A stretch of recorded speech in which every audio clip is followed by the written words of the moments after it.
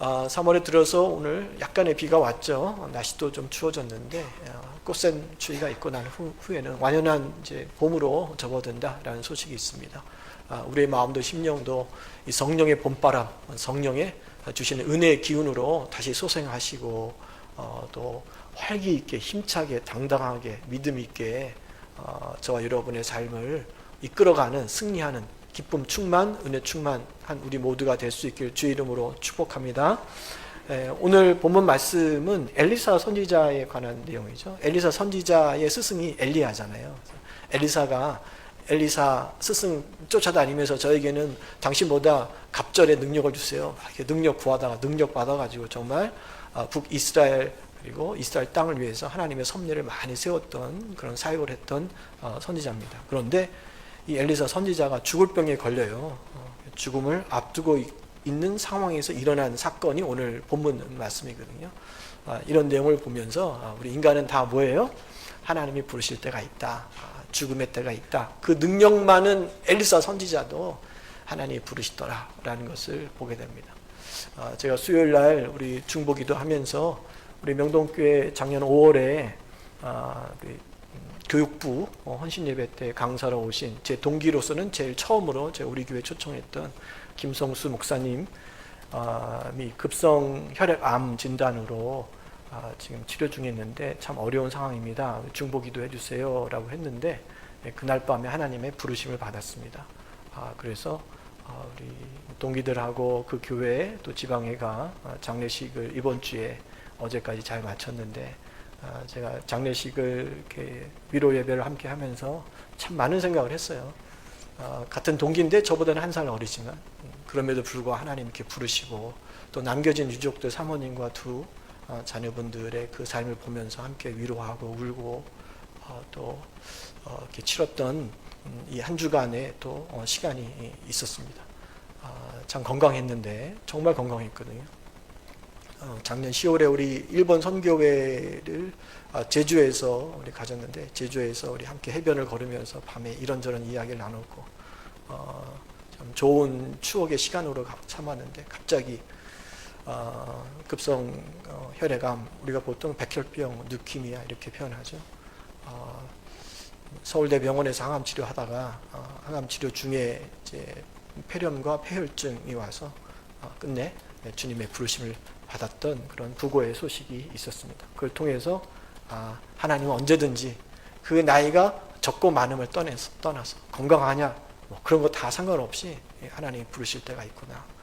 이런 시간, 은혜의 시간, 생명의 시간 주어질 때 감사함으로 잘 살아내는 것이 정말 소중하겠구나라는 생각을 가져봤습니다. 이런 엘리사 선지자의 죽음을 앞두고 어떤 일이 일어났느냐. 북이스라엘을 늘 위협했던 나라 중에 하나가 아람이라는 나라가 있었는데 그 아람의 공격이 올 때마다 이 엘리사 선지자가 아주 중요한 영적 아버지 역할을 담당해 주었습니다. 그런데 그런 엘리사 선지자가 이제 죽을 병에 걸려서 죽음이 가까이 다가오자 당시에 북쪽 이스라엘 왕이었던 요아스라고 하는 왕이 병문안을 가는 거예요. 병문안을 와서 눈물을 흘리면서 엘리사 선지자 앞에 이런 고백을 하는 거예요. 그 고백이 오늘 14절 말씀입니다. 자, 14절 말씀 화면에 있는데 우리 14절 말씀 한 목소리로 같이 읽어보겠습니다. 엘리사가 죽을 병이 들매 이스라엘의 왕 요아스가 그에게로 내려와 자기의 얼굴에 눈물을 흘리며 이르되 내 아버지여 내 아버지여 이스라엘의 병거와 마병이여 하매 이렇게 기록이 되어 있죠. 지금 보여진 이 모습만 봐도 당시 엘리사 선지자가 북이스라엘에서 어떤 존재인지를 참 쉽게 와닿을 수 있습니다. 한 나라의 왕이 아버지라고 부를 정도면 오늘날로 표현하면 대통령 병문안 가서 우리 아버지라고 울며 부를 정도면 엘리사 선지자의 존재감이 그 북이스라엘에서 어떤 위치에 있는가를 우리가 가늠해 볼 수 있는 거죠. 지금 요아스 왕이 눈물을 흘리는 그 눈물 가운데는 엘리사 선지자에 대한 안타까움, 죽음을 맞이했던 안타까움도 포함되어 있지만 또 한 가지는 한 나라의 미래를 지금 걱정하는 마음도 담겨 있는 거예요. 왜? 엘리사 선지자가 오늘 앞서 우리가 함께 읽었던 14절 끝부분에 보면 이스라엘의 병거의 마병이라고 그랬잖아요. 그러니까 당신은 우리나라의 뭐예요? 병거와 마병처럼 지켜주었던 그런 존재인데 지금 이렇게 하나님의 부르심을 받으니 이 나라가 앞으로 어떻게 될까? 왕으로서 지도자로서 갖는 그런 어려움이 있는 거죠. 그래서 하나님이 그 모습을 불쌍히 여기십니다. 그래서 엘리사 선지자를 통해 요아스 왕에게 승리의 사인을 주세요. 엘리사 선지자가 주님 앞으로 가지만 여전히 북이스라엘을 하나님 지키겠다라고 하는 승리의 사인과 기회를 주시는데, 먼저 엘리사 선지자는 요아스 왕에게 활과 화살을 가지고 오게 합니다. 그리고 동쪽의 문을 활짝 열고 그 화살을 쏘라고 명령하죠. 근데 그냥 쏘는 게 아니에요. 화살을 쏘라고 명령할 때 선지자가 자기의 손을 요아스 왕 손 위에 얹으면서 화살을 쏘라고 명령합니다. 그 장면이 오늘 15절부터 17절까지인데 우리 본문으로 우리가 함께 교독했지만 다시 한번 15절부터 17절까지 말씀 우리 화면에 있는 여러분 성경에 있는 말씀으로 우리 같이 읽어보겠습니다. 15절 말씀입니다. 엘리사가 그에게 이르되 활과 화살들을 가져오소서 하는지라 활과 화살들을 그에게 가져오매 16절 또 이스라엘 왕에게 이르되 왕의 손으로 활을 잡으소서 하매 그가 손으로 잡으니 엘리사가 자기 손을 왕의 손 위에 얹고 이르되 동쪽 창을 여소서 하여 곧 열매 엘리사가 이르되 쏘소서 하는지라 곧 쏘매 엘리사가 이르되 이는 여호와를 위한 구원의 화살 곧 아람에 대한 구원의 화살이니 왕이 아람 사람을 멸절하도록 아벡에서 치리다 하니라. 자, 이렇게 기록이 되어 있죠. 이 말씀은 어떤 의미냐면 한 나라의 대표자인 왕이 화살을 준비해서 쏘는 행위는 뭘 뜻하느냐? 전쟁이 있다는 거예요. 화살은 전쟁터에서 쓰는 거잖아요. 그러니까 왕이 직접 화살을 쏘는 것은 앞으로 북이스라엘의 전쟁이 있을 거다. 그리고 엘리사 선지자가 전쟁하는 요아스 왕의 손 위에 자기의 손을 얹는 이 상징적인 행위는 하나님이 요아스 왕에게 능력을 주신다는 거예요. 너 혼자 활을 쏘는 것이 아니라 그 위에 하나님의 손이 함께 하셔서 그 전쟁에서 어떻게 한다? 하나님이 붙들어 주시고 승리하게 해주신다라고 하는 그 모습을 그런 상징적 행동을 통해서 보여주는 거죠. 자, 이렇게 요아스 왕이 동쪽을 향해서 화살을 쏘자 엘리사 선지자는 설명까지 아주 자세하게 정확하게 설명해 줍니다. 이 화살은 다른 화살이 아니야. 아람 나라에 대한 구원의 화살이다 라는 것을 말해주면서 너는 이 전쟁에서 승리할 거니까 걱정하지 마라. 엘리사 선지자를 하나님이 부르신다고 해서 눈물 흘릴 필요 없어. 하나님이 계속 도와줄 거야 라고 하는 확신의 말씀이죠. 자, 이처럼 하나님이 지금 요아스 왕이 무엇을 가장 많이 걱정하고 근심하고 있는가를 정확히 알고 있는 겁니다. 저와 여러분이 믿는 하나님은 지금 이 자리에서 예배를 드리고 있지만 여전히 내 마음에서 뭔가를 근심하고 걱정하고 염려하고 또 응답받기를 원하는 그 마음을 정확하게 뭐 하신다는 거예요? 아신다는 거예요. 정확하게 아시고 그 아시는 그 마음의 그 사랑을 가지고 저와 여러분의 인생이 주님 안에서 늘 평안 가운데 살 수 있도록 인도해 주시는 참 사랑이 많으신 하나님이라는 사실을 우리에게 알려주시는 거죠. 그래서 우리 인간은 그냥 말씀만 가지고는 잘 못 믿으니까 이런 상징적 행동을 통해서 직접 체험하고 눈으로 볼 수 있도록 지금 요아스 왕에게 그런 은혜까지 덧붙여 주시는 겁니다. 그런데요, 이야기가 여기서 끝나지 않습니다. 엘리사 선지자는 요아스 왕에게 또 하나의 상징적 행동을 요구하시는데 오늘 본문 18절에 그 내용이 나옵니다. 어떤 상징적 행동인가? 우리 18절 말씀을 함께 읽도록 하겠습니다. 또 이르되 화살들을 집으소서 곧 집음에 엘리사가 또 이스라엘 왕에게 이르되 땅을 치소서 하는지라 이에 3번 치고 그치니라. 이렇게 기록이 되어 있죠. 엘리사 선지자는 요아스 왕에게 두 번째 상징적 행동으로 자, 화살을 잡아서 그것으로 치라 라고 그랬습니다. 땅을 치라는 거죠. 이에 요아스 왕이 땅을 몇 번 쳤다고요? 3번 치고 멈췄습니다. 그런데 그 모습을 옆에서 지켜보고 있던 엘리사 선지자가 어떻게 반응하느냐? 잘했어요. 칭찬하는 것이 아니라 크게 화를 내는 거예요. 이게 오늘 우리가 읽은 마지막 본문 19절 말씀인데요. 자, 엘리사 선지자가 화를 내는 모습 우리가 함께 읽어보겠습니다.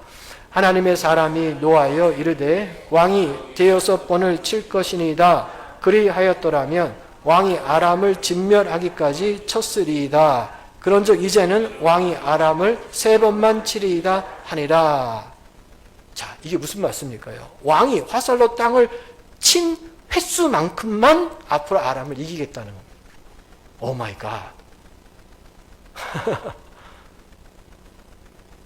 화살로 치는 그 상징적 행동을 통해 요아스 왕이 앞으로 아람과의 전쟁이 계속 있을 텐데 그 전쟁에서 이길 수 있는 그 승리의 횟수를 요아스 왕이 스스로 정해버린 거예요. 몇 번으로? 3번으로. 그래서 실제로 북이스라엘의 역사를 보면 아람과의 전쟁이 있는데 이 아람과의 전쟁에서 이스라엘이 딱 3번만 이겨요. 그래서 엘리사 선지자가 안타까운 마음으로 3번이 아니라 5번을 쳤더라면 아람을 진멸할 텐데, 진멸은 완전한 승리죠. 부분적 승리가 아니라 완벽하게 아람을 물리치고 평화 가운데 살 수 있었을 텐데 3번만 이기고 끝날 겁니다. 우리는 오늘 본문의 말씀을 보면서 이런 질문을 가질 수 있을 겁니다. 요아스 왕이 화살로 땅을 치기 전에 엘리사 선지자가 당신이 지금 땅을 치는 그 횟수만큼만 앞으로 아람과의 전쟁에서 이길 것이라는 사실을 미리 알려줬더라면, 당연히 요아스 왕이 많이 내려쳤을 텐데 왜 잘 알 수 없는 이상한 상징적 행동을 시켜놓고 그리고 나서 이것이 당신이 앞으로 이길 만한 횟수입니다. 횟수를 결정한 겁니다. 그러면서 도리어 당신의 믿음이 참 연약하군요. 라고 왜 화를 내고 책망했을까? 미리 알려줬으면 좋잖아요.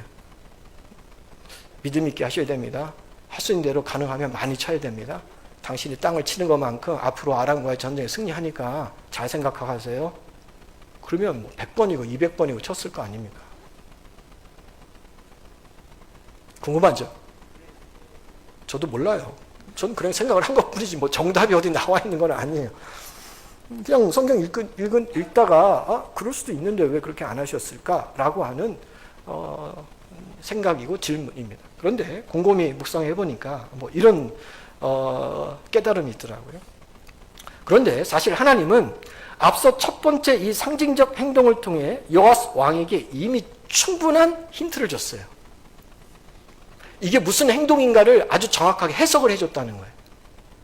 엘리사가 자신의 손을 요아스 왕 손 위에 얹으면서 화살을 쏘라고 명령한 후에 요아스 왕이 그대로 행했을 때 뭐라고 이야기해 줬느냐? 이는 여호와를 위한 구원의 화살인데 그냥 구원의 화살이 아니라 아람을 향해서 쏜 구원의 화살입니다. 그러니까 이것은 곧 승리하겠다는 하나님의 확신입니다. 라고 하는 사실을 이야기하고 당신이 아벡이라는 곳에서 아람을 만나서 치어 승리할 겁니다. 이렇게 덧붙여 설명해 줬거든요. 다시 말하면 이 첫 번째 상징적 행동은 그냥 한 행동이 아니라 아주 구체적으로 아람과의 전쟁에서 하나님의 손이 당신의 손을 잡고 승리하게 해주겠다라고 하는 분명한 사실을 알려준 거예요. 깨우쳐 준 거예요. 그리고 난 후에 두 번째로 요구한 상징적 이 행동이 바로 이 화살을 가지고 땅을 치는 거거든요. 땅을 친다라는 것은 아람을 치는 것과도 마찬가지죠. 왕이 아람 사람을 멸절하도록 칠 것이라고 말씀한 직후에 자 보세요. 당신의 이 화살이 아람을 멸절시킬 겁니다. 라고 말한 직후에 화살로 땅을 치라고 요구했으니 요아스 왕이 조금만 영적으로 깨어 있었더라면 지금 내가 하는 이 행동이 아람을 완벽하게 멸절시킬 수 있는 그런 행동이라는 것을 알았다면 치세요라고 했을 때 그때 그 믿음을 가지고 약속의 말씀을 가지고 엘리사 선지자가 그만하세요 라고 말할 때까지 쳤어야 한다는 거예요. 그 말에 믿음을 가지고 자기의 믿음으로 그 땅을 치되 멸절하기까지 내가 3번만 칠까? 10번만 칠까? 그 분명한 사실을 내가 기억하면서 멸절 완벽한 승리가 있을 때까지 믿음으로 쳤어야만 했다는 겁니다. 근데 안타깝게도 땅을 3번만 내려친 후에 멈춘 거죠. 왜 그럴까요? 앞선 하나님의 이 말씀에 대한 확고한 믿음이 그에게는 부족했다. 하나님의 엘리사 선지자를 통해 주신 사인을 잘 깨닫지 못했다. 지금 내가 따라와서 하긴 하는데 지금 하고 있는 이 영적 의미의 하나님의 뜻이 무엇인가를 잘 분별하지 못했다. 다시 말하면 요아스 왕은 영적으로 뭐 하고 있는 거예요? 깨어있지 못하고 잠들어 있는 모습을 우리에게 보여주는 거죠. 그래서 아람을 완벽하게 멸절시킬 수 있는 천금과 같은 기회를 그는 뭐 한 거예요? 놓쳐버린 거예요. 자, 그러면 하나님 왜 이런 사건을 성경에 기록했을까요? 그 많고 많은 사건 중에 왜 이 사건을 오늘 본문 가운데 우리에게 알려주실까요? 그것은 오늘날에도 요아스 왕처럼 저와 여러분의 삶 가운데, 인생 가운데, 가정 가운데, 교회 가운데 주신 천금과 같은 하나님의 승리의 기회들을 너무나도 허무하게 놓쳐버리는 경우가 너무나 많기 때문에. 또 이 본문을 읽고 있는 저와 여러분은 이런 요아스 왕의 실수와 실패의 역사를 거울 삼아서 하나님이 우리에게 지금 주고 계시는 기회들을 놓치지 않기를 간절히 바라는 마음으로 성경에 이런 사건들을 기록해 놓은 거예요. 깨달아 알게 하시는 거죠. 이 요아스나 또는 성경 이런 천금 같은 기회를 놓쳤던 사람들과 반대되는 인물을 한번 우리가 살펴볼까요? 어떤 인물이 있을까? 그 사람은 하나님 주신 이 천금 같은 기회를 어떻게 완벽하게 승리로 이끌었을까? 비교해 보면 훨씬 더 잘 이해가 되겠죠? 생각한 인물이 여호수아 장군입니다. 여호수아 10장을 보면 여호수아가 하나님이 주신 기회를 쉽게 놓치지 않고 그 기회를 직분 제대로 붙잡아서 완벽한 승리를 이끌어내는 아주 좋은 예를 우리에게 보여주거든요. 여호수아가 완벽한 승리를 거두었던 상대는 지금 요아스는 아람이라는 나라이고 여호수아 장군은 가나안의 남방 연합군과 전쟁을 하고 있습니다. 가나안 땅 들어가서 정복 정제를 하고 있는데 가나안에 이미 다른 민족들이 살고 있었거든요. 연합으로 이제 민족이 구성돼서 이스라엘과 싸우는 거예요. 그 연합군과 싸우는 거예요. 자, 하나님이 여호수아 장군을 도와주는데 어떻게 도와주느냐? 하늘에서 우박이 내려요. 그 우박을 통해서 적군을 쓰러뜨리고 그리고 적군이 도망가는 그런 상황이 전개된 거죠. 자, 그때 여호수아는 그 기회를 놓치지 않습니다. 완전한 완벽한 승리를 위해서 하나님께 기도해요. 뭘 기도하냐면 참 놀라지 마세요. 하나님 시간이 멈춰지게 해주세요. 기도합니다. 우리 지금 시간이 1초 1초 탁탁탁 가잖아요. 그 시간을 멈춰달래요. 자, 여호수아서 10장 13절에 그 승리의 기록이 되어져 있는데 여러분 성경이 없고 혹시 화면으로 준비되어 있습니다. 자, 보세요. 화면 보면서 우리 함께 읽을게요. 여호수아 장군이 하나님께 기도했는데 태양을 멈추게 해달라는 거예요. 시간 가는 거 멈추게 해달라는 거예요. 이게 보통입니까? 우리 한 목소리를 함께 읽어보겠습니다. 태양이 머물고 달이 멈추기를 백성이 그 대적에게 원수를 갚기까지 하였느니라. 야셀의 책에 태양이 중천에 머물러서 거의 종일토록 속히 내려가지 아니하였다고 기록되지 아니하였느냐.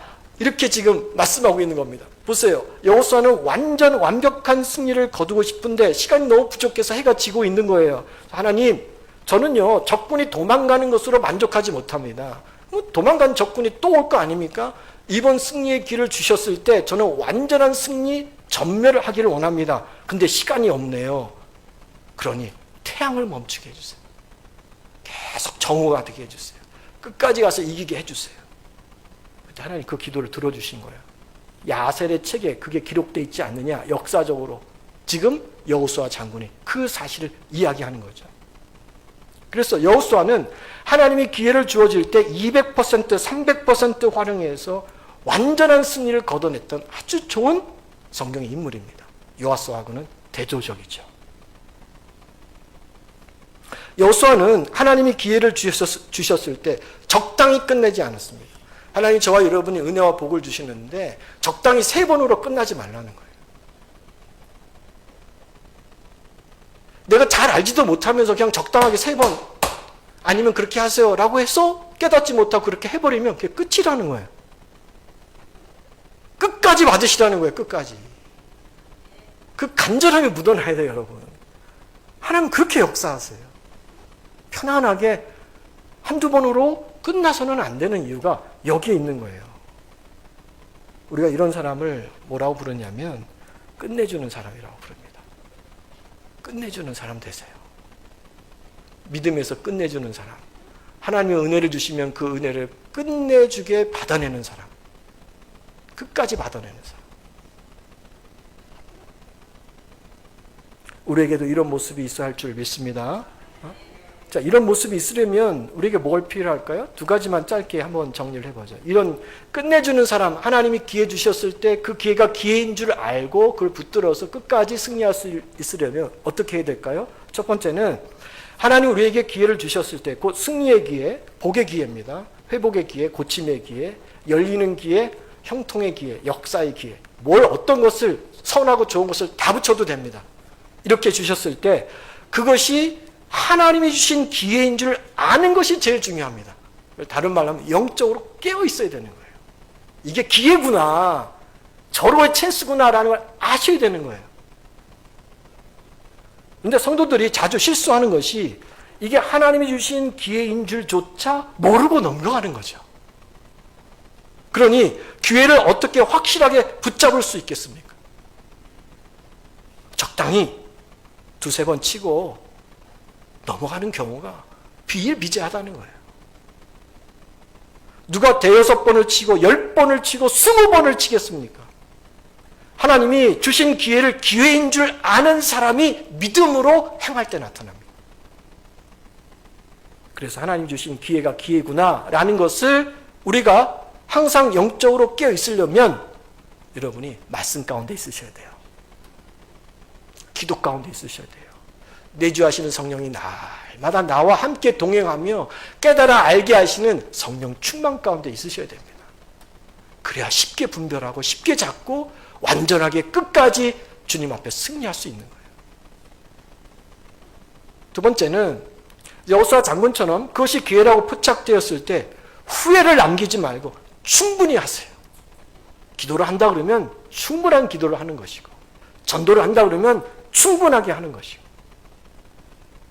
오늘 본문의 표현을 빌리자면 화살로 땅을 3번만 내리쳐서는 안 되고 엘리사 선지자가 그만해라. 충분하다. 그때까지 치셔야 됩니다.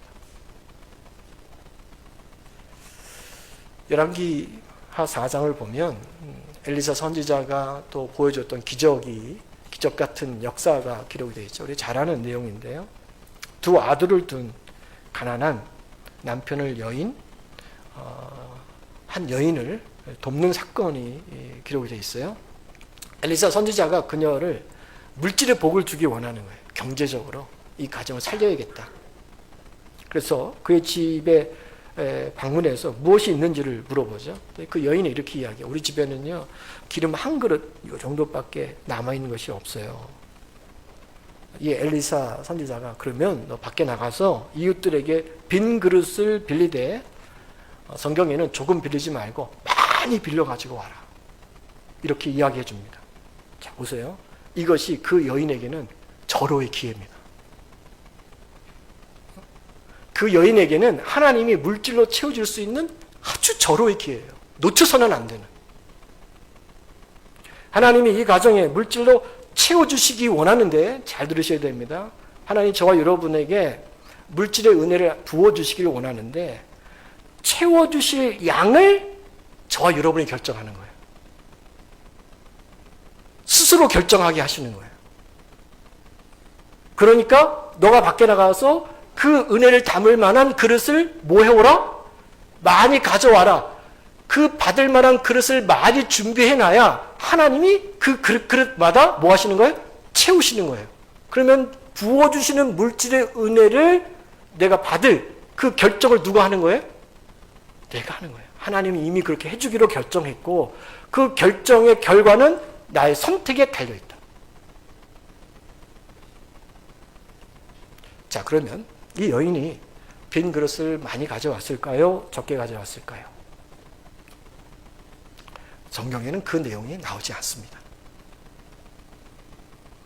이 여인이 많이 빌렸는지 적게 빌렸는지는 우리는 알 길이 없어요. 그 이후의 말씀이 없기 때문이죠. 다만 한 가지 확실한 것은 그 여인이 빌려온 그릇에 기름이 다 찼을 때 하나님의 물질의 역사는 거기서 딱 멈췄다는 겁니다. 이거는 확실합니다. 빌려온 그릇마다 채워지고 나서 하나님의 역사는 거기서 정확하게 멈췄다라는 거죠. 만약에 이 여인이 그 역사를 그 옆에서 눈으로 직접 목격했을 때 혹시 적게 그릇을 가져왔다면 대단히 큰 아쉬움으로 남겼을 겁니다. 이럴 줄 알았다면 내 온 동네 방방 곳곳을 다 찾아다니며 필요한 빈 그릇을 다 가져왔을 텐데 가까운 사람 몇 사람 집에 가서 3그릇만 가져왔대 라고 후회하지 않았을까요? 오늘 본문에 나오는 요아스 왕도 그렇습니다. 엘리사의 말이 있고 난 후에 실제로 아람과의 전쟁에서 딱 3번 이기고 그 이상을 이기지 못했을 때 당연히 이럴 줄 알았더라면 하나님이 엘리사 선지자를 통해서 땅을 치라고 했을 때 내가 10번, 20번, 30번, 100번 그만해라 할 때까지 쳤을 걸. 후회가 남지 않았을까요? 여러분 기억하세요. 하나님 주시는 기회는 항상 있는 것이 아닙니다. 우리가 성경을 보면 하나님은 우리에게 특별한 은혜 받을 특별한 기회를 주십니다. 그런데 그 기회가 항상 이어지지 않더라고요. 그러므로 저와 여러분에게 우리 명동교회 그리고 우리 명동교회 모든 권속과 가정 가운데 하나님이 이런 영적 은혜 축복의 기회를 주실 때 여러분이 깨어나서 그것이 기회구나, 이것이 정말 소중한 기회이구나 라는 것을 알고 그것을 확실하게 붙들 수 있기를 간절히 바랍니다. 충분히 화살로 땅을 치셔야 되고 충분히 빈 그릇을 준비하셔야 됩니다. 그 기회를 놓치지 마셔야 됩니다. 하나님 지금 우리 명동교회에 특별한 기회를 주고 계셔요. 기도할 기회를 주시고요. 전도할 기회를 주시고 은혜와 복을 받을 기회를 주시고 우리의 연약한 것을 세워 회복시켜 주실 기회를 주시고 고침받을 수 있는 기회를 주시고 물질의 은혜를 주기를 주님께서 기회를 주시고 부흥할 수 있는 기회를 각종 선하고 좋은 것을 우리에게 주시려고 하나님 지금 역사하십니다. 제가 하나님으로부터 무엇인가 감동과 사인을 받고 엘리사 선지자처럼 여러분의 요구한 것은 기도하세요 입니다. 다른 거 아니었습니다. 전도해 보세요. 한 영혼을 품고 인도해 보세요. 주님께 간절히 충분히 기도해 보세요. 그래서 2년 전부터 제가 특별 기도회를 여러분에게 계속 말씀드렸고 올해 들어와도 이 기도에 관한 참 많은 말씀을 함께 나눴습니다. 10,000시간 함께 기도해 보시죠. 변화선 기도회는 어떨까요? 겟셋만 동산의 기도회는요. 에스라 저녁 기도회는 수요일 밤 기도회는요. 지금 세월이 지나서 되돌아보니 그것이 하나님이 우리에게 이 놀라운 은혜와 역사를 부어주실 좋은 기회였구나라는 것을 계속 깨닫고 있습니다. 기회는 그때는 잘 모릅니다. 시간이 지나 한참 후에 되돌아보면 그때가 기회였음을 우리는 늦게 후회하고 깨닫게 되죠. 하나님 우리 교회, 저는 교회라고 이야기할 때는 항상 명동교회 가정을 포함합니다. 교회 가정은 뗄래야 뗄 수 없어요. 하나님이 친히 세운 영적 기관이기 때문에 그렇습니다. 가정을 먼저 세우고 그리고 하나님이 친히 교회를 세웠죠. 저희가 명동교회 사명 선언문, 지금에 있는 이 사명 선언문 있기 전에 저희 교회에 크게 대표적으로 했던 표어가 뭔지 아십니까? 건강한 교회, 행복한 가정입니다. 교회 가정은 뗄래야 뗄 수 없기 때문에. 그래서 제가 여러분의 설교할 때 또는 제 입술로 가정을 이야기하고 교회를 이야기할 때는 따로 분리해서 하는 것이 아니라 반드시 교회를 포함할 때는 가정이 들어가는 것이고 가정을 이야기할 때는 교회가 포함되는 거예요. 자, 지금 우리 하나님이 우리 명동교회 그 가정에 뭔가 특별한 역사, 아주 스페셜한 은혜, 그 응답을 주고 싶어 하십니다. 전 그걸 너무나 많이 느끼거든요. 그래서 여러분에게 그 사실을 있는 그대로 지금 전달하고 있는 것 뿐이에요. 그리고 그것은 강제가 아니라 여러분의 선택에 달려있다는 겁니다. 세월이 지나서 이렇게 되돌아보니 그때가 정말 하나님이 우리를 쓰실 기회였구나. 하나님의 놀라운 계획과 응답을 우리에게 주셔서 그것을 내 것으로 삼을 수 있는 기회구나. 내 지금의 신앙과 믿음이 잘 성장하고 성숙되어져서 하나님의 일을 감당할 수 있는 사명자로 만들고 하나님이 특별하게 우리에게 주시고자 하는 복이 있는 기회였구나라는 걸 깨닫는 거예요. 올해 들어서 계속 여러분에게 여러분 특별한 기도를 했으면 좋겠습니다 라고 전해드렸죠. 여러분 이것도요 여러분의 자유 선택입니다. 저 뒤에 붙여있는 약 1300시간의 우리의 스티커들이 붙여져 있습니다. 여러분이 100시간을 해도 되고 150시간을 해도 되고 200시간을 해도 되고 그 이상을 하셔도 됩니다. 여러분이 요아스가 손에 잡고 있었던 화살로 땅을 3번 쳐도 되고 9번을 쳐도 되고 12번을 쳐도 되고 그 이상을 쳐도 그건 여러분의 자유입니다. 여러분의 선택입니다. 그러나 한 가지 분명한 것은 그것이 하나님이 지금 저와 여러분에게 주신 소중한 기회임을 아셨으면 좋겠습니다. 하나님이 해마다 저와 여러분의 교회 또 가정에 몇천 시간씩 기도하라 이렇게 하시지 않으셨습니다. 이상하게 하나님이 저에게 계속 그 말씀만 주세요. 기도해라. 충분히 기도해라.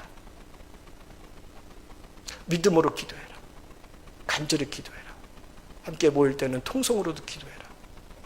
너 개인의 기도 시간에는 하나님께 묻고 기도해라. 있는 그대로 기도해라. 기도의 땔감을 많이 가져라. 왜 그러실까요? 왜 그렇게 하실까요? 하나님의 특별한 계획이 있기 때문에. 우리가 2년 전에 10,000시간 릴레이 기도 우리 했으면 좋겠습니다 했을 때 그때 그 믿음으로 기쁨으로 순종한 성도도 있을 것이고 아니면 그냥 넘긴 분도 계실 것이고 아니면 요아스 왕처럼 몇 번 치고 끝낸 분도 있을 겁니다. 그런데 중요한 것은 하나님은 순종하지 않은 성도 때문에 하나님의 역사가 중단된 적이 없다는 것입니다. 기쁨으로 순종했던 사람들의 그 기도와 믿음을 통해 하나님의 역사는 지금도 계속 운행 중에 계시고 앞으로를 향해서 전진하고 있다는 겁니다. 이번도 마찬가지일 겁니다. 저와 여러분의 부족함으로 하나님의 역사는 하나님의 계획은 막히지 않을 거예요. 다만 제가 여러분에게 이런 말씀을 간곡하게 드리는 이유는 특별한 성도들만 이런 특별한 스페셜한 하나님의 은혜를 받는 것을 저는 목회자로 원치 않기 때문에 목사는 모든 성도가 다 동참해서 이 놀라운 하나님의 은혜를 다 받기를 간절히 원하는 사람입니다. 만약에 이게 소수의 누구에게만 향한다면 오늘 저는 이 말씀은 그분들에게만 해줄 겁니다. 1, 2부를 통해서 또 영상을 통해서 모든 분들에게 이렇게 공히 이 말씀을 전하는 것은 우리 모든 성도가 이 은혜의 그늘 안에 머물기를 간절히 바라기 때문이죠. 그게 부모의 마음이고요. 자녀가 3명이면 모두 다 잘 되기를 바라고 소원하고 기도하고 간절히 원하는 것이 똑같은 부모의 심정일 겁니다. 첫째만 잘 되고 나머지는 상관없어. 이런 부모가 어디 있을까요?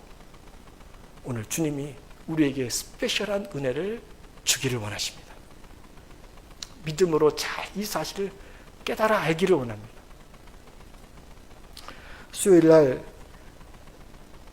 제 건강에 관한 말씀을 말씀드렸어요.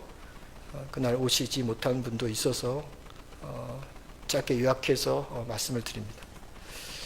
1년 3개월 전서부터 전립선에 문제가 있어 병원 진료를 받았습니다.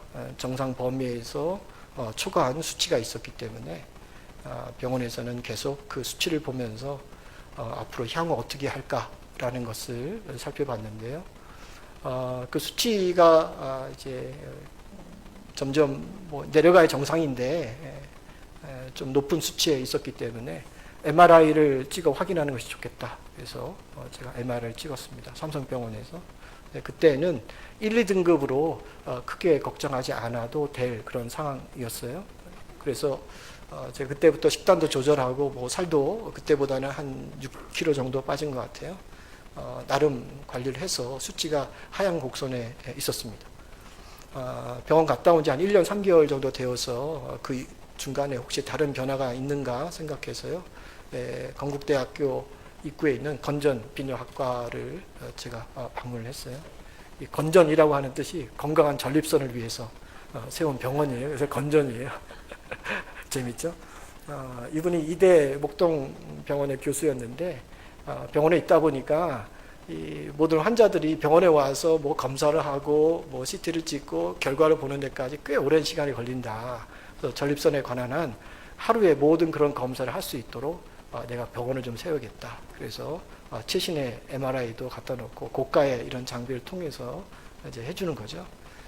병원에 찾아가서 제 지난 히스토리를 이야기하고 피 검사를 이제 했더니 피 검사가 옛날 수치로 1년 3개월 전에 수치로 올라가 있는 거예요. 그 전까지 떨어져 있었는데 한 달 만에 확 올라갔죠. 그러면서 MRI를 다시 찍어 봤으면 좋겠습니다. 라고 MRI를 찍었더니 삼성병원에서 가졌던 등급보다 한 등급 3등급이 됐습니다. 이거는 악성 종양이 있을 수도 있고 없을 수도 있고 그런 상황인데 1년 3개월 전에 삼성병원에서 찍었던 MRI를 함께 보고 비교해 봤으면 좋겠습니다. 그래서 제가 병원에 갖다 줬더니 그때 등급을 주지 않았던 삼성병원에서 등급을 주지 않았던 그 병변을 이 병원에서는 3등급을 준 거예요. 그 이유가 제 전립선에 6mm 정도의 혹이 있는데 1년 3개월 만에 4mm가 성장해서 1cm 정도 됐다. 이렇게 성장하는 것은 그리 좋은 현상이 아니니 조직 검사했으면 좋겠습니다. 그래서 당일 제가 조직 검사했고 그날 수요일이었는데 제가 그때 교회를 나오지 못하고 입원해서 14군데의 조직 샘플을 제가 채취를 했습니다. 그리고 열흘 후에 결과를 보는 거예요. 3일짜리 꼈기 때문에 한 3일이 더 늦춰지더라고요. 그 기간이 굉장히 힘들었어요. 차라리 바로 알면 속이 편한데 제가 그걸 보면서 우리 교회 이런 좀 중한 병, 암이라고 하는 것으로 진단받고 치료 가운데 계신 분들이 한 6분 정도 되더라고요. 제가 쭉 이렇게 보니까 이분들이 참 이렇게 힘들었겠구나. 검사해놓고 그 검사 결과 보기까지의 그 시간이 때로는 믿음이 생겼다가도 또 자기의 상황을 보면 또 그렇지 않고 이렇게 막 오고 가는 그런 불안한 마음이 아니었을까라는 생각을 많이 하고 저 자신으로도 그 열흘간 하나님을 향해서 더 기도하고 또 이런 지금의 상황들이 나에게는 어떤 뜻이 있을까? 하나님이 원하시는 게 무엇이 있을까? 그 의미를 찾고자 했던 아주 소중한 시간이었죠. 당일날 이제 검사 결과를 제가 보러 갔는데 의사 선생님의 얼굴이 편치가 않아요. 환자들은 딱 그런 거를 얼굴을 보거나 상황을 보고서 이렇게 좀 예측해 볼 수 있잖아요.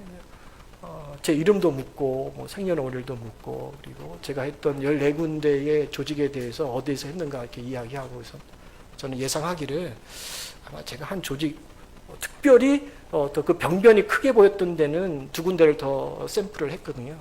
이 부분에서 뭐가 이상이 있겠구나라고 예상했는데 저 얼굴 보더니 웃으면서 아무것도 없습니다. 그렇게 말씀하시더라고요. 걱정했는데 특별한 것은 없어요. 그래서 축하합니다 그러시더라고요.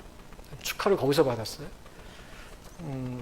그리고 나중에 검사 기록지를 제가 받았습니다. 14군데 기록지에 대해서 이렇게 나와 있는데 하나하나마다 뒤 밑에 B9 이렇게 영어로 되어 있습니다. B9은 양성, 순한 것이다.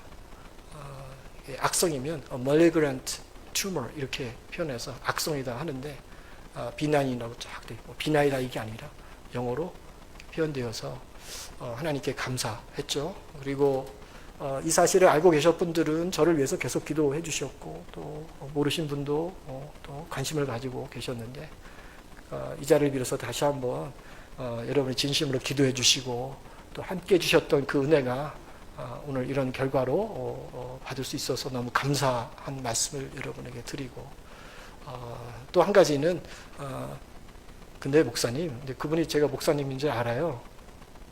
또 이야기를 나누다 보니까 김명이라고 하시는 선생님이신데 그분의 동생이 담임 목사를 하고 있더라고요. 서울에서. 이야기를 나누다 보니까 전 전도하려고 했거든요. 그분 책에서 보니까 별로 교회를 열심히 안 다니는 것 같아서 교회 다니세요. 좋은 일을 하시는데 그랬더니 목사님 제 동생이 목사예요. 그러면서 말씀하시더라고요.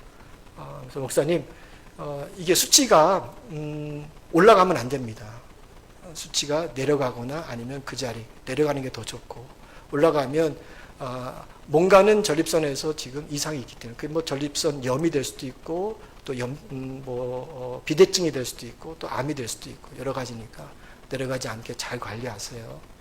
스트레스 받지 마시고 과로하지 마시고, 특별히 삼성병원에 가면 제 만나는 그 주치의가 특별히 당부하는 게 술 드시지 마세요. 그분은 제가 목사인지 모르기 때문에 그런 말씀 하시는 거예요. 관리를 잘 하셔야지. 그렇지 않으면 수치가 올라가거나 이게 있으면 다시 MRI 찍어야 되고 다시 조직검사 하셔야 됩니다. 조직검사 두세 번 해서 암으로 나오는 경우도 있습니다. 이게 그냥 무작위로 샘플을 뽑기 때문에 암이 아닌 세포 옆으로 해서 정상 세포를 뽑을 수도 있잖아요. 그런 맹점이 있어요. 어려움이 있습니다. 그러나 걱정하지 않습니다. 그게 뭐 또 조직검사가 오든 뭐든 하나님이 주시고 완벽하게 치료하게 하시는 하나님의 그 은혜가 있다면 내가 어떻게 해야 돼요? 한 번만 주님 붙들고 기도할 것이 아니라 완벽한 승리가 있을 때까지 뭐 해야 됩니까? 제가 주님 앞에 기도하고 주님 생각하고 주어진 사역을 잘 감당할 수 있도록 내가 스스로 영적 그 훈련을 쌓아가는 거죠. 우리 교회에 있는 특별히 이런 암이라고 하는 것으로 인해서 지금 치료받고 또 관리하고 있고 재발이 되지 않도록 하시는 모든 분들에게, 또는 그 외에도 여러 가지 어려움이 있는 분들에게도 제가 당부 말씀드립니다. 하나님의 치료는 완전한 치료입니다. 하나님의 치료는 완벽한 승리의 역사입니다. 믿을 수 있기를 바랍니다. 하나님이 지금 여러분을 붙들고 치료하고 계시다면 놓치지 않기를 바랍니다. 1년 지났어, 5년 지났어, 6년이 넘어 아무것도 없어. 그것으로 만족하지 말고 하나님이 내 생명을 부를 때까지 더 주님 앞에 주님을 생각하며 끝까지 하나님 앞에 설 수 있는 이 완전하고 완벽하고 끝내주는 믿음이 우리 가운데 필요하다. 여러분 인생에 문제가 있고 어려움이 있습니까? 한 번의 해결로 만족하십니까? 아닙니다. 요아스 왕처럼 3번만 응답받고 끝나는 것이 아니라 내게 있는 빈 그릇을 모두 다 드려서 주님 앞에 드려서 그곳에 하나님의 은혜가 충만하게 채워질 때까지 그 믿음의 행함이 실천이 우리 가운데 필요한 것이죠. 오늘 말씀을 정리합니다. 여러분께 부탁드립니다. 하나님이 주실 은혜의 사이즈, 응답의 사이즈는 결국 저와 여러분의 믿음의 사이즈가 결정합니다. 놀랍죠? 그게 자유의지입니다. 하나님 우리에게 주신 자유로운 선택의 권한. 지금 여러분의 손에 화살이 들려져 있습니다. 여러분의 손에 빈 그릇이 준비되어 있습니다. 내가 몇 번 내려칠 것인가? 내가 얼마나 빈 그릇을 가져올 것인가? 저 여러분의 자유입니다. 그런데 한 가지 분명한 것은 그 화살과 그 빈 그릇이 여러분이 앞으로 받게 될 응답과 하나님의 역사의 사이즈를 지금 결정하고 있다는 겁니다. 너무나도 중요합니다. 너무나도 중요합니다. 이 기회를 놓쳐서는 안 됩니다. 이 기회에 따라서 여러분과 여러분의 가정과 여러분의 후손과 주님의 교회와 이 나라가 결정되기 때문이죠. 제가 오늘 여러분에게 2가지 말씀드렸어요. 첫째는 하나님의 기회는 항상 주어지는 것이 아니다. 그래서 하나님이 우리에게 이런 스페셜한 기회가 주어질 때 그것이 기회이구나 라고 영적으로 말씀과 기도와 성령의 충만한 가운데 깨어 있을 수 있기를 바랍니다. 깨어 있으셔야 됩니다. 2번째는요. 우리의 특별한 기도가 우리 교회, 내 가정에 나에게 주신 복을, 이 복이란 사실을 여러분이 경험할 기회로 삼으세요. 여호수아 장군처럼. 여러분 것이 돼야 돼요. 이 기회를 확실히 붙잡고 아낌없이 충분하게 쏟아낼 수 있기를 바랍니다. 그러려면 믿음이 필요하겠죠? 믿음이 연약합니까? 그 믿음을 강구하세요. 주님이 그 믿음으로 쓸 수 있도록 채워주실 겁니다.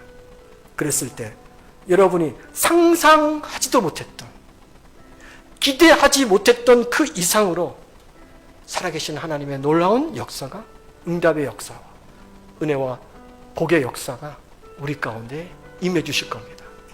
지금 그 은혜가 우리 앞에 있습니다. 여러분 앞에 있습니다. 붙잡으세요.